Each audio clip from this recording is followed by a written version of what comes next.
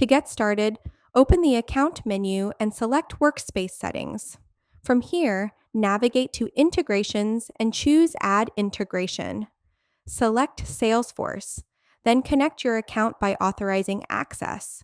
During this step, you'll be prompted to log into Salesforce and confirm permissions.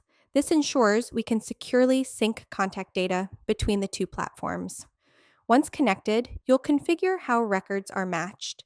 You can choose primary and secondary matching criteria, such as email address and name, to make sure contacts sync accurately. Next, select which Salesforce contact fields you'd like to sync. You can then choose which record types to import tomorrow, whether that's leads, contacts, or both, depending on how your Salesforce account is structured. You'll also define how contacts are handled during syncing, including whether new records should be created as leads or contacts.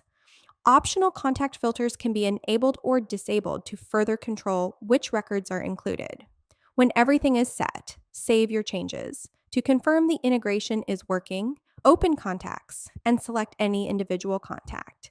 You'll see a Salesforce icon indicating that the record is synced.